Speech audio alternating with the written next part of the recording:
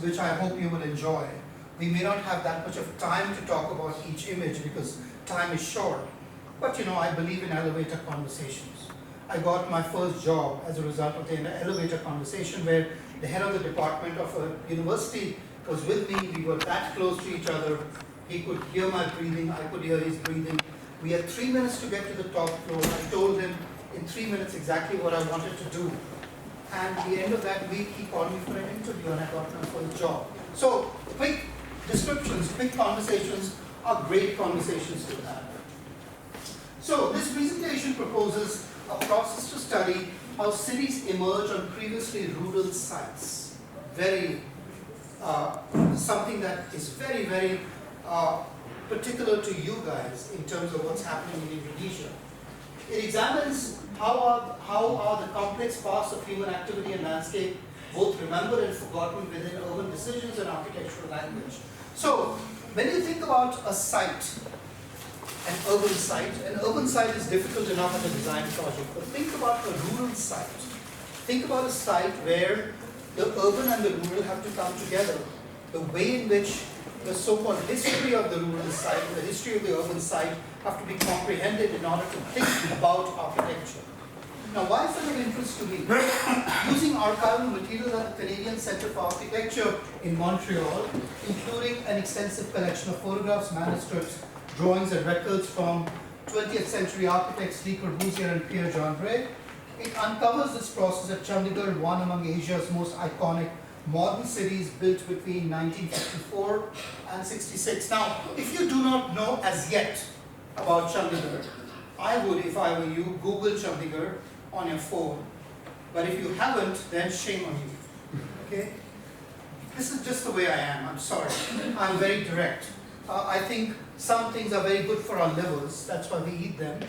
Vitamins are good for us because they keep us healthy. And pork keeps us alive because of whether we like him or we hate him. Okay, but you must know about him. If you don't know about him, then I'm sorry, I can't help you. If you don't know about Sprang Dairy, then I can't help you. You should have known. It's very easy to know. So the situation that we are exploring is 1947. In 1947, India became independent. And when India became independent, her first Prime Minister, Jawaharlal Nehru, shown all the way on the lower left-hand side, took it upon himself to think about an architectural expression, a physical expression of architecture that would in some ways think about where India was going. It was an expression to talk about the way in which architecture could be an extension of the new identity that the Indians were pursuing. And this is where architecture has a lot of importance. Architecture is not merely one that serves as a container, it is the one that formulates and reformulates identity. So this beautiful architecture of this university, of this school, the shade and shadow, the dappled patterns of lights that fall on the floor, is part of your identity. And it's the identity that you should preserve and you could preserve. If you don't, then you lose something like sand through your fingers. Okay? So now he took it upon himself to tell to Corb that we need a new capital. And Corb was a wise man at this particular point in time. He thought, well, let's get thinking. So the first of the many trips happened to India. Now while this 1947 scenario happens, India also has the partition where the Muslims are going to Pakistan, the Hindus are coming into India, and what happens is that the state of Punjab, which is all the way to the north, you can see where the black and the red come together to the northwest, that's the place where Punjab was. Punjab literally means the land of 5 rivers. Brutally, when the British cut that border, 3 of those rivers went into Pakistan and 2 remained in India, which meant that it was a loss of your identity. It's like saying that if I have a home and I've lived in that home and my grandparents have lived in that home for many generations and someone takes away the half the courtyard and 2 rooms, what happens to me? Of course, the amount of space gets reduced, but my identity gets disrupted. I no longer am complete, which is why divorce is such a brutal situation in society, that when one gets divorced, you feel that not only is it a logistical nightmare, but it's also an emotional nightmare. It takes away your identity. So this was a divorce of one large cultural borderland that had always existed in time. And it was a very artificial separation. And so it was decided that a new capital ought to be built that would replace the need for this separation. Okay? And that's where Chandigarh came about. This is where Chandigarh is situated. For those of you who don't know Chandigarh, but you should, I say in parenthesis, this is where it's situated, 400 kilometers north of New Delhi. New Delhi is the capital of India. Chandigarh is on the foothills of the Himalayas, the mountains that run to the north and the northwest. And it's actually at a place where it's fed by the alluvial deposits and the glacial melt that is coming down from the Himalayas. So it's actually a very beautiful, fertile site. It always has been. Now, Le Corbusier, according to his plans, created a grid that looks similar but actually is very different. And I will not talk about the grid so much because we don't have time today, but it would suffice to say that this was a grid that ran northwest, southeast. Okay, and why northwest, southeast? Because it faced the mountains. So Le Corbusier wanted to have the canvas of the mountains on the northwest that would frame the identity of the city, frame a primordial identity, as it were, an identity that would always be. And in fact, sometimes in places where I go, I'm struck by primordial identity of place and site, which landscape architects appreciate a lot, but the architects easily forget, at least not the good ones. The good ones still remember it. So he created a grid, and if you see, he creates a grid where the streets in the other direction are slightly curved. Now the whole idea is that you will never have the sun hit your eye. Very intelligent decision, but sometimes small decision, little tweak that is quite brilliant in terms of what he does. He shifts the city 45 degrees and he makes the streets slightly curvilinear. He also fills all of these sectors with housing, with micro centers inside them, and he puts a river of green, which he calls as a leisure valley, through the fabric of the city. And he creates a center, which he calls as the navel of the city, where all the action is, which is where the biggest urban space of the city is. All the way at the top of the city, he says, is the head of the city, where all the thinking happens, and that's where all the functions of government are accumulated. It's called the capital complex, and that is the place where he makes his spectacular buildings. And if those spectacular buildings are unknown to you, then you have better do your homework after this particular presentation is over. But just to whet your appetite, I put in a few slides here. So this is how the urban plan of Chandigarh sits on the current day urban fabric of Chandigarh. You can see the mountains to the northwest and to the north, and the way the streams come down and create this beautiful, very salubrious, very fertile landscape, which still is very much like what Corbusier did for us here. In fact, he realized that this was the only way to preserve this landscape, to cast it within the urban plan of the city, so that it would never be defoiled, it would never be changed over time. This is what Chandigarh looks like today from a Google image. You can see the capital complex up to the northwest. Right here, these are the mountains. Le Corbusier and Pierre, who's still the character that is hiding in the room right now, but I hope you remember what I told you about him. He also insisted and told Le Corbusier to create a lake, and that's called the Sukna Lake. That's like a water reservoir where the glacial melt comes down, and that lake still, believe it or not, functions as the main water reservoir for the city. So imagine this kind of far thinking that many Indian cities had no idea about, and many of the smart cities that India is trying to build have no vision about at all. So think about how far these guys really were. So this is what Chandigarh looks like today. You can see the amount of green, you can see the grid and the buildings tilted, slightly twisted, as it were rotated, so that they receive the sunlight and they receive the view of the mountains. So there was a lot of equity that Corbusier wanted to practice in the plan of the city. Also look at the streets and the way the trees are planted, which were native species, as it were. This is again the Capitol complex against the backdrop of the mountains. And you can see the big lake here, the Sukna Lake, which is a fabulous urban place in the confines of the city of Chandigarh, an unprecedented water landscape that is not there in any Indian cities, so to say.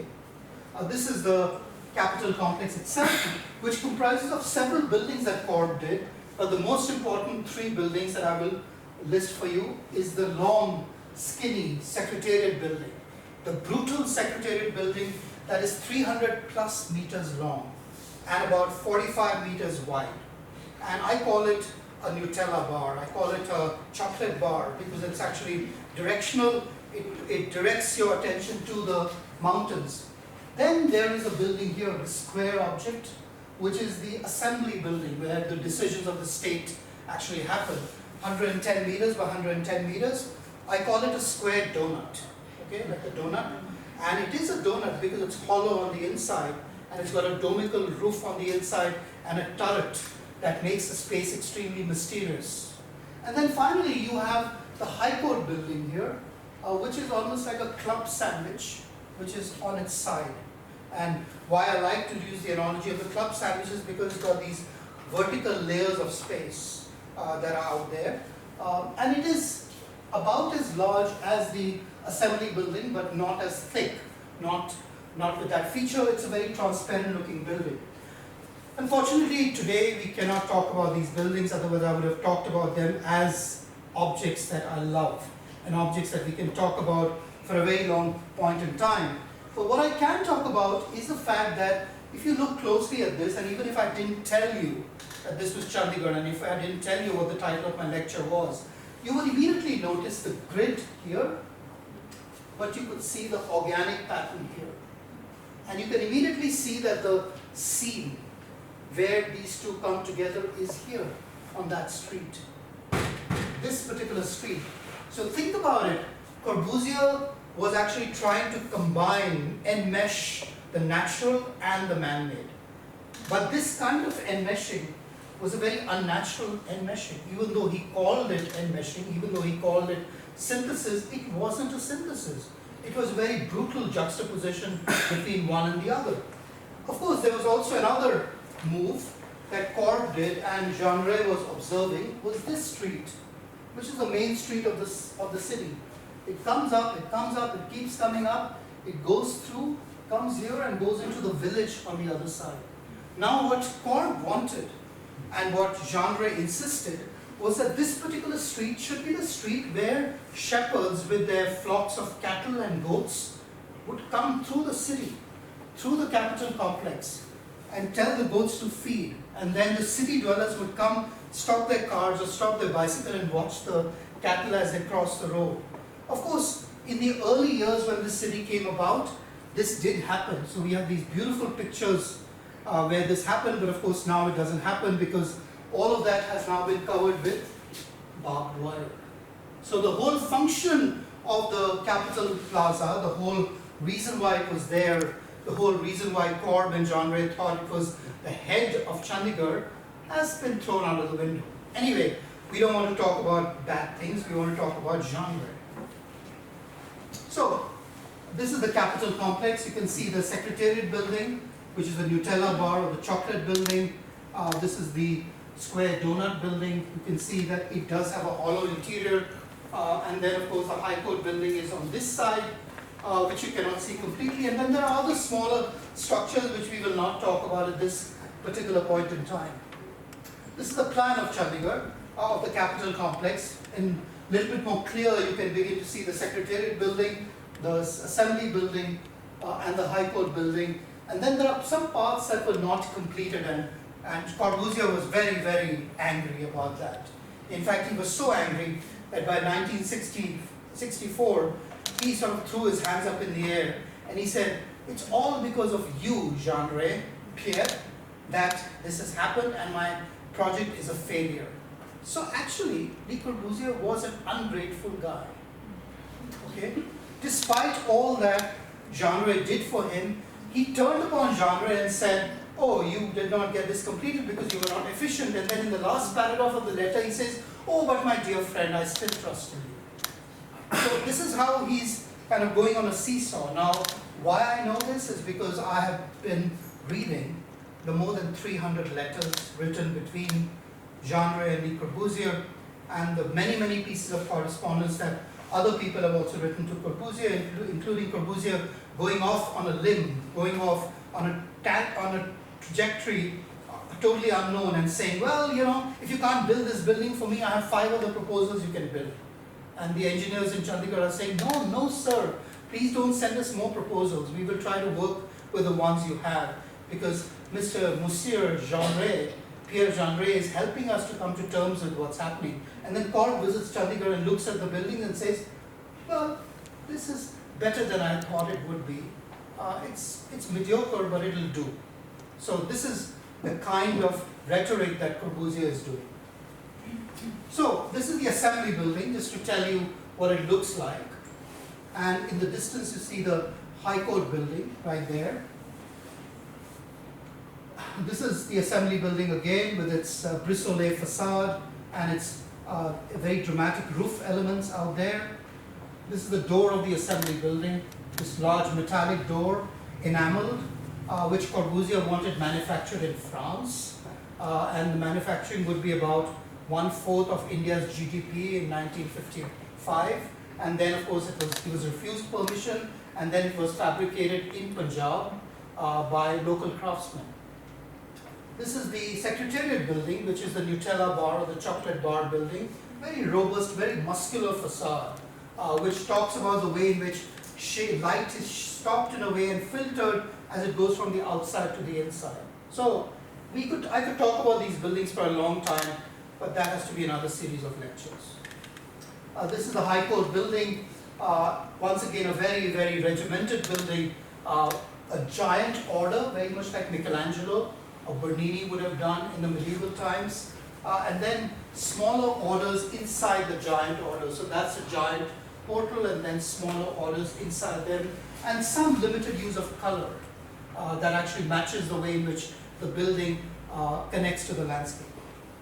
That's what those 3 colored columns look like. Now, let's get to the 2 men at the center of this controversy. This is, of course, Le Corbusier, arrogant, proud, very demeaning, and extremely short-tempered.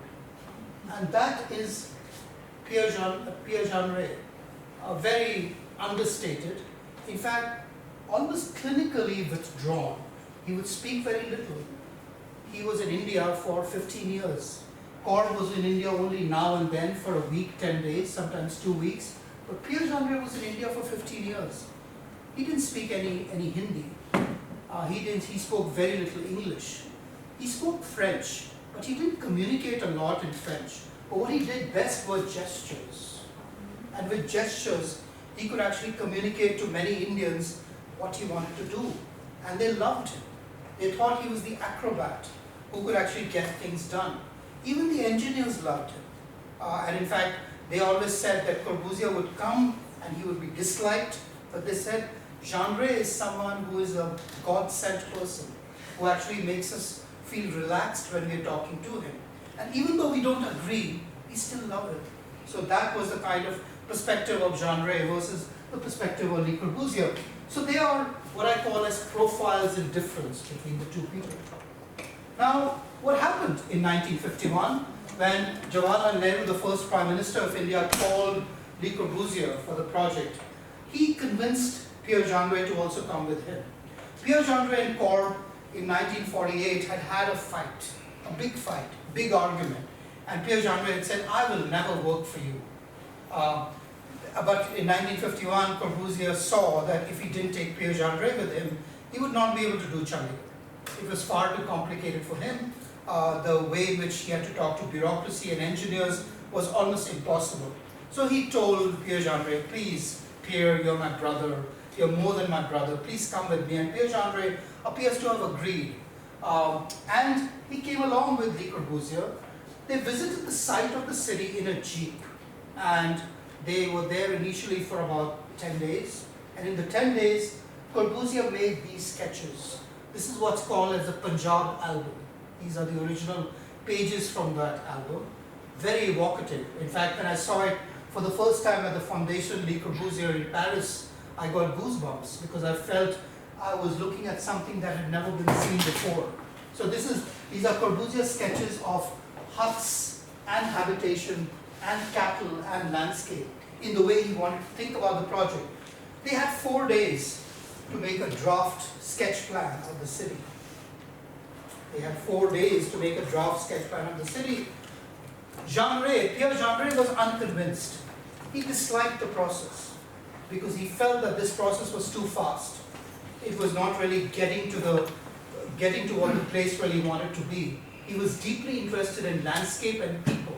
He was deeply interested in the processes of the earth in terms of how it had come about, how the evolutionary cycles of the earth, how the rivers had flowed, and how the marks of evolution were shown on the ground. And he felt that before you dug the earth, before you excavated the earth, you need to think about the sediment that is inside the earth, which is the sediment from centuries. Corbusier had no such fuss. Corbusier was more interested in making buildings. He was promised a 1% commission on the project, and he actually wanted to build buildings, and he wanted to design them as quickly as possible. So, more sketches by Corbusier, a letter written to one of their friends back home from Corbusier, where he sketches that plan. This is 1951. And this is quite similar to some of the earlier slides that I've shown to you. I hope you remember them, with the mountains. So you can see the grid of the city and the capital complex out there. And then very quickly, Corbusier also did some of the light studies in order to think about how the landscape would really work. The plan of Chandigarh, lest you do not forget, because I will refer to it now and then. The first thing that I would like to talk about is what I call as Jeaneret's transforming persona, a secret archive and remaining in balance. Now, Jeaneret was a quiet man. He was very well trained in architecture. But in the more than 200 photographs that I found of Jeaneret and Le Corbusier that were taken together, like this one, like that one, like this one, like that one, I realized that Jeaneret never looked at the camera. He was always looking away from the camera. He always deflected his gaze.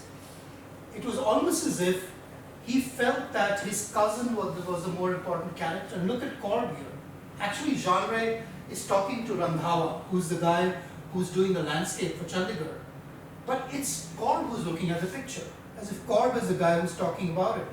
Here, Jeaneret is the one looking at the house, but it's Corb who actually shows that he is the great architect who's looking at the picture. So Jeaneret was very, very sensitive to this kind of, let's say, advertisement of imagery that would instill his place in the annals of history, which is why you know Jeaneret better than you know Pierre. You know Corb better than you know Pierre Jeaneret. Okay. Now, something else also happened. While Chandigarh was being built, construction started in 1952. And by 1961, some of the buildings had been built. And the world was hearing about it. Architects from all over the world began to visit India and Chandigarh. Journals across the world began to write about Chandigarh. And there was one journal that came out of India that was brought out by the liberal intellectuals in India. It was called Marg, which literally translates to path. The right path, as it were. It was a very elitist journal. And in that particular journal, it had about 200 pages. And what's quite interesting is that in this particular journal, all the pages were occupied by Le Corbusier and his writing. Only the last 2 pages were occupied by Pierre Jeaneret. Even though Pierre Jeaneret is the guy who's actually getting all the buildings built in Chandigarh, and Corb is only the one who's sending the drawings to be done over again as working drawings. Also, Pierre Jeaneret does not write about the architecture of Chandigarh, so he doesn't write about the buildings per se. He writes about aesthetics. So this is his article that he's written, Pierre Jeaneret, P. Jeaneret, Aesthetic Reflections on Beauty of Line, Shape and Form. And what he does, in this article, which is written in 1961, he's apparently fascinated by the stones in the river that used to flow near Chandigarh that will now be dried up because excavation will happen and water will be stopped. So he's looking at the shapes of the pebbles in the river. He's looking at the way the river stones are carved and they make patterns, as it were. And they can be taken to your home and you can put them as pieces of sculpture. So his mind is totally in a different direction. So what I'm trying to say here is that it's important to note that he was in some ways collecting an archive in his mind. An archive that was more about observing place and time versus an archive that was about trying to create architecture, which is more arrogant, more directed cousin was trying to do. So for Corbusier, everything he observed was about translating it into architecture. For Jeaneret, everything he observed was about using it as a way to better understand site and setting and time. Point number 2 that I'm trying to make is that it's called Jeaneret's view of site, from topography to city and a place to be. This is one of the original topographical models of the site of Chandigarh, and it's been photographed. Pierre Jeaneret photographed this. So Pierre Jeaneret left behind in the Canadian Centre for Architecture close to about 5,000 plus photographs. And they are all available to us. One of the photographs is this topographical model of Chandigarh. He seems to be quite interested in the mountains and the way in which the water will come down and flow through the city, as it were. He's not so interested in the city itself. So for him, the topography is very important. He's already considering how the water can come down along the sluice, fill up that lake, and then get into the city, as it were. So the city can be preserved for posterity. So the plan of the city, again, I've already explained this to you. And some of the photographs that Jeaneret was taking. So he took all these beautiful photographs on a Rolleiflex camera. Again, most of these photographs are not architecture. They are about place. They are about the changing elements of time. These are photographs of Jeaneret in terms of when the buildings are being built and when the landscape has still not been dressed up and finished. He's trying to find out how the levels of the earth are being filled up in order to hide the remnants of the past. And he's photographing the more than 200 villages that existed on that site, which will disappear when Chandigarh comes about. In fact, Jeaneret was dismayed by the fact that these villages would go, and he implored to his more illustrious cousin Le Corbusier to preserve some of these elements like trees and ponds in the sectors of Chandigarh. And believe it or not, Corbusier listened to him. So in every sector today in Chandigarh, there is a place where a village once stood. And of course, if you trace it, you can look at the older descriptions and you can read what these villages were all about. So more pictures of these villages that Jeaneret was collecting, these fabulous images that are this large on gold plate negatives. Or these ones with these massive old trees that are older than human civilization, that have grown and regrown and spread over time, the ficus on the base of which animals reside, and which are permanences, almost like Aldo Rossi would define them. And then on the right side, these ponds that have a right to be there versus disappear. And people, he was mesmerized by people. So these are Pierre Jeaneret's pictures of little girls, poor girls, and the village folk who sit inside and play games. Games that will never return because these people will be driven away from their land. Or they will work as poor laborers on the site, and their culture, their civilization will never be recorded. So he was distraught, he was disturbed that his cousin was doing stuff. And it's quite interesting that when Pierre Jeaneret creates his 150 buildings in Chandigarh, so like I said to you, that Pierre Jeaneret constructed Corb's buildings, Corb's masterpieces. But Pierre Jeaneret also designed 150 ordinary buildings, housing blocks, schools, very cheap structures that did not cost a lot and which have never been totally documented, which are not very beautiful to look at, but they are nevertheless intelligent buildings that are about how people live. And he felt that those buildings are a means to an end. They are a way in which what he called as a Chandigarhi vernacular developing. Corb, on the other hand, was more content with creating masterpieces. Corb's buildings also stood on sites where the site itself was totally paved with concrete, almost as if to say that the site did not really matter. We do not really want to remember the past. Pierre Jeaneret's buildings, on the other hand, stood on sites where the site was still unfinished, almost as if to say that the story of site can continue even after the building has been built. So more pictures of Pierre Jeaneret, street performers on the left side, snake charmers on the other, a carnival on the lower right-hand side. Today even the carnival has disappeared, so have the snake charmers, so have the street acrobats. And then nomads who went from one place to the other, who had once used this particular site of Chandigarh as places that they could relax and move on to other settings. The one other aspect that I became quite interested in is Jeaneret's photographs of construction. So, and in fact, you might say that, well, Pierre Jeaneret was an architect. An architect is interested in construction.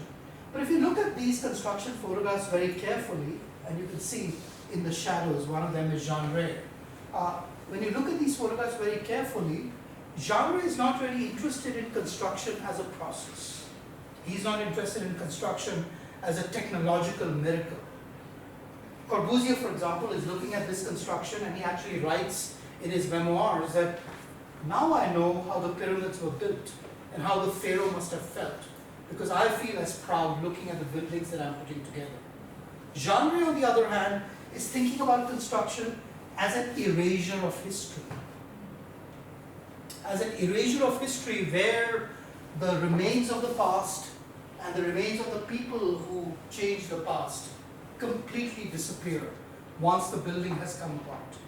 So this kind of thinking is something that is quite different than what Corbusier is doing, and I would hope that when you walk out of this room today, you understand what the distinction between the two people really was.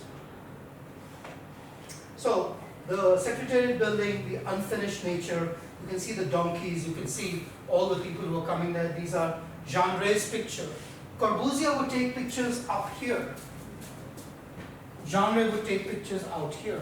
So just the perspectival information that he would collect would be actually quite different. More pictures by Jeaneret. And then pictures of the main street of the city, and I pointed to this main street of the city that Jeaneret collected. He wrote about this main street and his dismay that Corb was translating this main street to his friend Charlotte Perriand. Charlotte Perriand was an interior designer herself who worked in Europe and in Japan. She was in fact the first person to talk about using the camera to tell a story. But anyway, that's a different presentation altogether. But Charlotte Perriand is really important. She worked all the way up to the 1980s. So she was much younger than Corbusier and Pierre Jeaneret. But Charlotte Perriand taught Pierre Jeaneret to use the camera. So, and this is where their contribution is important. They also had emotional feelings for each other, which is outside the scope of this particular presentation. But the point of this discussion is that Charlotte Perriand was the only confidant that Pierre Jeaneret shared his feelings with about how he was dismayed by what his cousin was doing. Again, the city and then the main street of the city, you can see that main street, jogging and then going through the Capitol complex. And this main street, you can see the main street coming from the city through the Capitol complex, going to the village. Now this has been stopped by the barbed wire. And this is what it used to look like in 1957, which is when Corbusier, at the insistence of Pierre Jeaneret, said that it could be a place where donkeys and animals could flow through, so they could look at these large buildings and then they could witness the changes in history. Of course, it was not to happen for a long time. Jeaneret collected pictures of craftsmen on the left side, craftsmen making these massive gargantuan buildings, and of families of craftsmen, and how these families would disappear, and whether these families would have any right to live on the land that they were constructing. So You know, in the 20th and the 21st century, we talk about social justice. We talk about how when landscapes change, when populations are driven away from their lands, like tribals, even those in Kalimantan, when they're driven away from land, the kinds of stories that will be lost forever. This kind of losing of stories was also there when we talk about Chandigarh, where these migrants had always occupied the land, but they would disappear. They would be paid just a few rupees and they would be sent out. Their stories would never be recorded. And of course, their children would have no right to live in the city that they were building. So these are the kinds of stories that Jeaneret was collecting. Once again, this figure ground map, which shows you the brutality of these buildings in the capital complex and the organicity of what's happening on the other side with the villages that are out here. And I just put this plan here to show you, and this is another study which we will not touch on today. All the pink dots here are the existing villages in the grid plan of Chandigarh. So in fact, these villages still exist today, and if they exist today, they are entirely because of Pierre Jeaneret and the way he thought about the earlier cultures. So Chandigarh here again, and then the organicity of the land beyond and the grid of the city, and then the nested villages, and then this is the line. This is the line that I've been pointing to you. This particular line, this particular separation between the two fabrics. If there was one picture, if there was one view that captured the brutality of the grid interacting with the organicity of agrarian landscape, it is this particular picture. This is the brick culvert, the so-called ha-ha wall. And those in landscape would think about it as ha-ha wall, where the cattle would not jump over.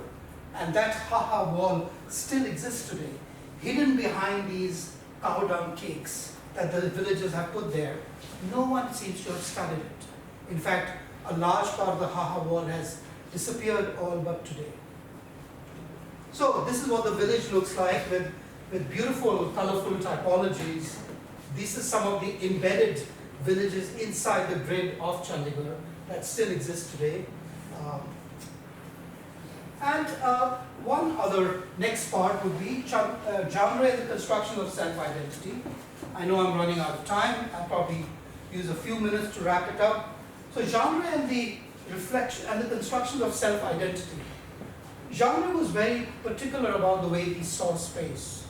But of course, in Corbusier's buildings, he didn't have a great chance, a great opportunity to express his concerns for site and landscape and time. But he did have concerns about the way he collected information. So these are some of the unprecedented collections of information that Jeaneret was doing as he familiarized himself with Indian currency, with phrases in the local language, with Indian grammar, and with currency, how he would talk to people before he took the photograph. And you know, when when Western scholarship talks about photography, it always says that photography was a very colonial act. It was an act by which you in some ways entered into someone's space and you actually imposed your might and your recording of that space. The moment you actually looked at that space in a different manner, you were not part of the colonial act. Now, Jeaneret was never photographing this room from the center of this room. He was always photographing this room from the shadows. He was always in a place where he wanted to hide. He did not ever want to show that he was the guy who was important. Or on the other hand, was actually photographing it from here. Or he was actually coming into the photograph to actually photograph what was really happening. Let's skip that because we're running out of time. And let's go to some of his furniture that he did, his cheap furniture using Indian components. And then the sketches he collected from the kids who actually occupied the site, which I'm still interpreting. And his little home in Chandigarh, which is actually very simple, which is using very cheap materials, and he went around on a bicycle from one construction site to the other. This man who spent 15 years in Chandigarh and who supervised all the projects, leading a very modest life. Let's skip that. And Jeaneret and his legacies apparently have survived. Apparently he was a teacher and a mentor for a number of people who took leadership positions in the process of Indian architecture. Some of them are still alive or they're very old. So I'm actually, as we speak, collecting these stories. But Jeaneret's buildings are still around. Some of these beautiful small buildings, this for example is the so-called Gandhi Bhavan in Punjab University in Chandigarh that's only recently been studied by the Getty Foundation. All these many low-budget schools, he built more than 31 schools. And these schools use very local material, and some of these materials, they remind me of the kind of material I find on this campus. So using local materials, these are actually river rocks that have been assembled together and brick that has been baked on site, and reducing the concrete so that the cost of the building is minimal. And then Chandigarh changed before his eyes. So because he was there for 15 years, he saw how Chandigarh would change. And this is again quite dramatic because Corbusier thought his buildings would never age. I repeat that, Corbusier thought his buildings would never age. They would never become old. They would never get the patina of time and wear. Jeaneret, on the other hand, was prepared for change. He realized that the buildings will change over time, the city will become old, and the buildings will die away, and a new civilization will develop as time passes. So, look at his photographs here. The excavation photographs of these large ponds, alongside which you can begin to see the new buildings come about. Photographs of the city center, and he was happy that people had found their place in modern architecture. Modern architecture was not merely something to be looked at from far, but it was actually something to be lived inside. So these farmers actually going inside and finding it comfortable, like I found your building very comfortable when I came in earlier this afternoon. And he knew that the city would become dirty over time. He was not interested in an architecture which was hands-off architecture. So he was photographing this, he was photographing wear and tear and destruction and the poor generation who would almost never get a chance to live in the homes that he was building, which is why he insisted to Nehru, Jawaharlal Nehru, the first Prime Minister, and Le Corbusier, that he should be allowed to build beautiful homes for the poorest of the poor in Chandigarh, something that no other Indian city has done following that. So these are some of his other people who worked on his team, and that's Jeaneret sitting here, standing here. This is one of his students who also loved to use the camera. There were more than 150 people who were part of this team that produced the designs of Chandigarh, but they have never been written about.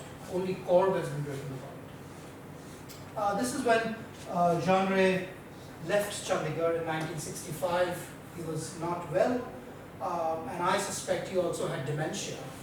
He had become very quiet. I also discerned that his writing had changed. When I looked at many letters, and I realized that his cursive had changed a lot. So, of course, I cannot say whether it was clinical diagnosis or not, but this is just my assumption. But he left Chandigarh. He also had failing eyesight, and he went to Geneva. And then he started a whole series of conversations with his other friends. Le Corbusier, on the other hand, disgruntled, dissatisfied, angry. By 1965, he was very angry because the Indian government had stopped completing the project of Chandigarh. In 1966, his biggest mentor, Jawaharlal Nehru, died.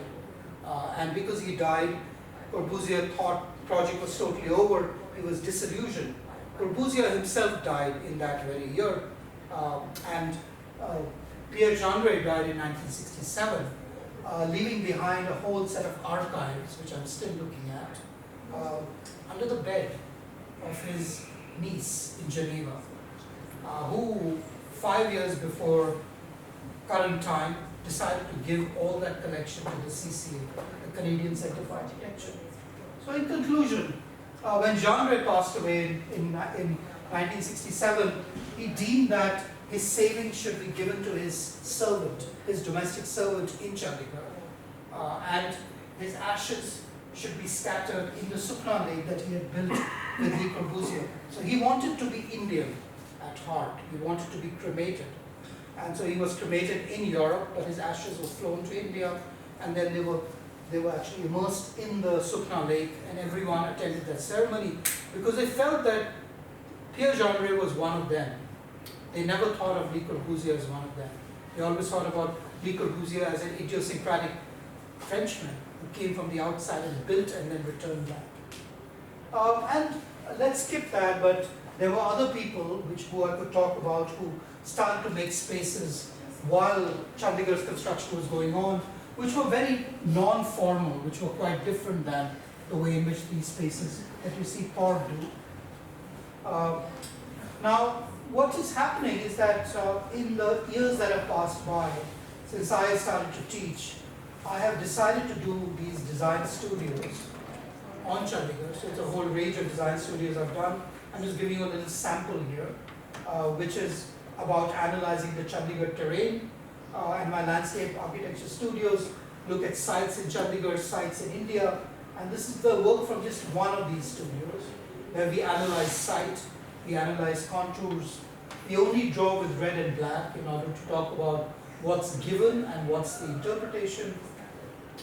We talk about the way these interventions can go down to the fabric that is hidden below the thrust of the earth that Corbusier covered over with a concrete landscape. And we talk about reaching some of the aspects that Corbusier seemed to have forgotten, which are the deep and the shallow aquifers where the water would have been stored, which would have interested Pierre Jeaneret and not Corbusier. So I'm going to stop here. Hopefully, I know I went a little bit beyond my time, but I did leave you 10 minutes. Hi, thank you very much. And this is thank you, Manu, and I'm very interested in your giving us an introduction to this man. Usually we got the idea, an image of an exuberant artist, something like Le Corbusier, but now we know his cousin, Pierre Jeaneret, did I say it right? I have a list of questions for myself, but I want to give an opportunities to listeners. Do you have any question for Dr. Manu? Simple question, complicated question, quick observation, fact, whatever you want. Yes. I wanted to ask if Corb never considered the site at all.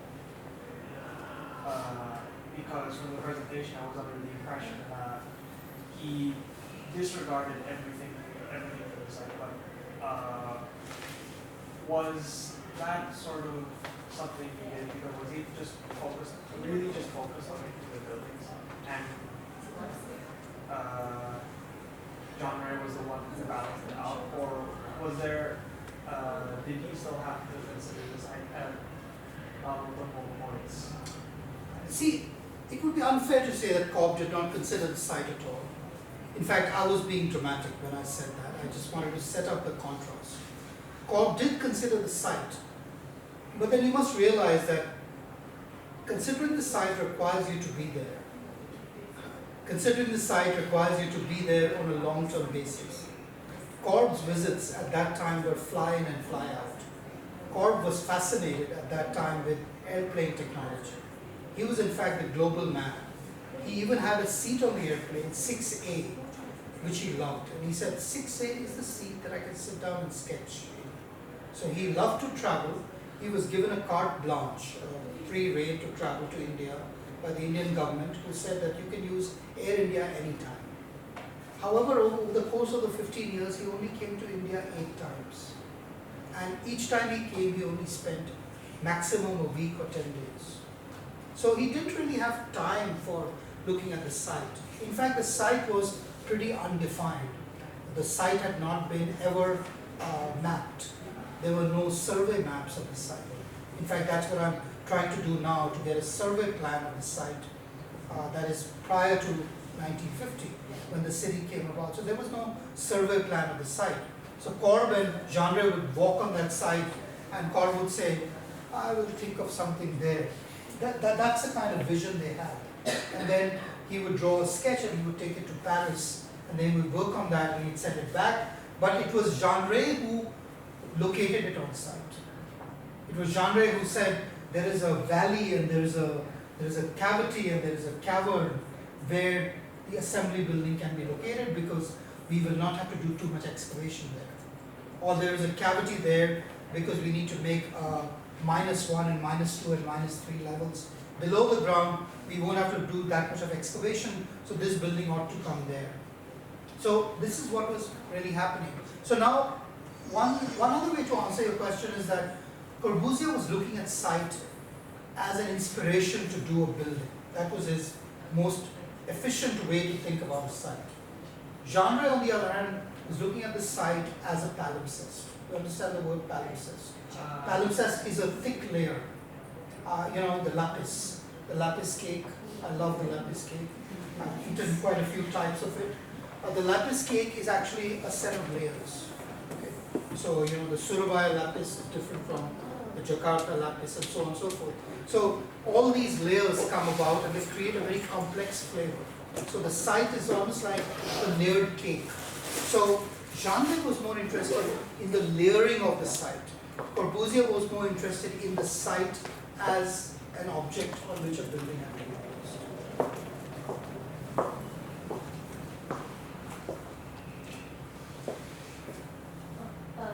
That reminds me of my own question, whether is there any of Le Corbusier plan or some idea implemented? Le Corbusier's? Plan Bolsa, the one who Yeah. Okay. The plan was not directly translated into Chandigarh because Chandigarh, by all means, was actually a humanized city, and which is why, even though Corbusier used the grid, it was not a grid which was as severe as the Rosan plan was.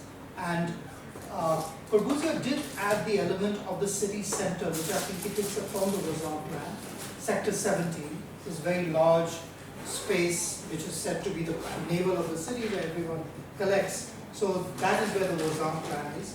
And I think the Rosan plan is also implemented in Chandigarh's SAPPK, which is the 7 V's, which are the 7 ways in which you can move through the city. So the streets in Chandigarh are of varying widths. There are very narrow streets, there are very wide streets, and there are streets in the middle. The narrow streets are meant for walking and for biking. The wide streets are meant for large trucks and buses. And then there are intermediate streets. And because there are the SAPPKs, the 7 V's, these 7 V's allow traffic to move at different speeds. They are also sectionally different. So when you look at the section of the street where the bicycle moves, it's quite different than the section of the street where the trucks move. The trees are different, the heights of the trees are different, and the proximity of the buildings is different. So wherever you have the streets which are for the pedestrians, the buildings are far closer, making it almost like a place you can go through like that with shadows falling on both sides, very much like this campus. But then when you come to the much broader streets, the buildings are further out. Was it Le Corbusier or his president decide on that structure? Yes, they decided on that Or structure. both? Yeah. I have more questions for myself, but how about you guys? Do you have Oh, there's still time, sir. Yes. Yes. Many questions for me. I'm very interested for the very Officer Vijay is outside already, so we need to know when it's going to end. I guess, in my opinion, the increased crisis of modern science and modern architecture, they only focusing on the object of architecture. We forget about the human of architecture, the architects. If my guess is wrong, or No, that's an excellent observation. That we are so obsessed with the architecture that we forget about the human who has the agency to create that architecture. So you agree with my argument that the modern science and modern architecture forgetting the human of architecture, mere architecture. Yes. It's a long discussion. Absolutely, a long discussion, and it's a discussion worth having because the kinds of pressures the person goes through, their stage in life, the contradictions in their life, they affect the way they think about architecture. Their own idiosyncrasies, whether they are fascists or they are socialist or whether they are religious or not, it affects the way they think about the architecture. Absolutely. It was a discussion with you about this topic. So in other words, what I'm doing, like you rightly said, my work is about creating character personalities of Pierre Jeaneret, which is very unusual in architectural history. When you do architectural history, you're more interested in the buildings. For me, I'm not interested in buildings, yes I am, but in terms of what the buildings can tell us about the person, not the buildings themselves. And you know, given that you have to study the person. It's also about my way to think about the signs on the landscape, the signs on the site that are easily missed. So in some other work that I do, I mean this is one of my projects, but some of the other work that I do, I look at medieval Islamic architecture along the Silk Road. And one of the parts of the world that I look at is Central Asia, Uzbekistan, Turkmenistan, Kyrgyzstan, Kazakhstan, and I look at a river there which is called the Oxus River, the Amu Darya. And I look at the way people moved from one side of the river to the other between the 7th and the 10th century. And why I'm interested is because I feel that when people migrate, when people move, or when they are made to move, they leave behind something. And then they come to a new place and they start totally new. And that's exactly what's happening in Chandigarh, that these people who lived on the land, who lived in these villages, were driven away from these villages. Their stories were never recorded. We know nothing about them. There were no statistics that were recorded. So they were what is called in today's parlance as collateral to progress. Okay? And which is a pity. I mean, concern about the human of the aspect of the development design. Yeah. So I guess. Is there one more question for Dr. Manu? Okay. Some of us originally in training participatory class, so I want to know more about how Jeaneret, maybe some story what Jeaneret do the participatory part in changing this site, maybe from how people respond to the change and how maybe Jeaneret convince them what this is. That's a very good question. And while I didn't get information about how Jeaneret actually convinced people to actually do more things on the site, you know, as a vernacular. I do know that Jeaneret encouraged vernacular construction. He, for example, went to these villages and saw people make mud walls. He liked to see people make mud floors. He liked people doing carving on stone or on wood or drawing, and he said that this should continue. Of course, he was not able to do very much about it. But the one thing he did, which is memorable, but which was unfortunately disregarded totally, was furniture. So, you know, I've shown you some of his furniture. His furniture was made from very cheap material. It was made from cheap wood, wooden blocks that were cut in a particular way, and metal that was welded together to make the legs of the table or the chair. Very beautiful furniture. In fact, today that furniture is sold at collectors' auctions. But at that time, no one cared. I mean, India was obsessed with the fact that modernism was all about emulating the West. It was all about trying to make furniture that could look modern. Pierre Jeaneret, on the other hand, went back to the way in which furniture was put together in India, you know, since time immemorial. So he was more into using teak wood to make proper joints, mortise and tenon joints in order to create these beautiful chairs.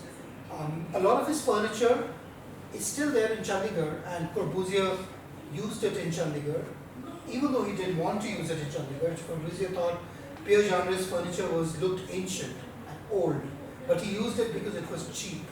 And then in the last 10 years, a lot of that furniture, believe it or not, was discarded. It was thrown into the dustbins. So this beautiful teak wood furniture was thrown into the dustbins, or it was stored in the dusty basements of these buildings. And then collectors from Europe came and acquired truckloads of that furniture and took it to Europe and repaired it and sold it at the Sotheby's and Christie's auctions, every chair sold at $7,000 a piece. You can still find it online. So this is what happens to a country, to a people, where someone who is deeply interested in making change for the everyday is disregarded. I like to acquire that furniture. In fact, part of my research has been supported by this foundation called Phantom Hands. Phantom Hands.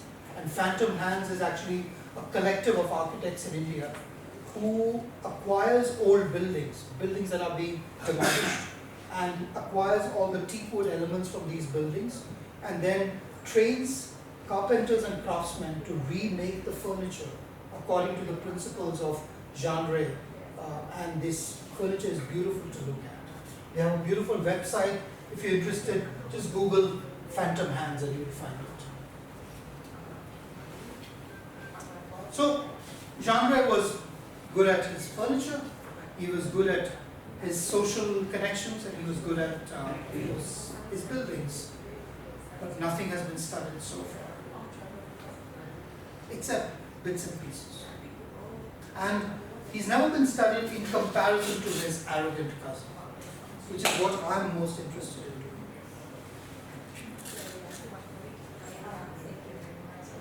For I think that invasion of Chandigarh and Jeaneret still have difficulties staying this French shape, and of course introducing us to the excitement of architectural archive that I'm probably still learning about today.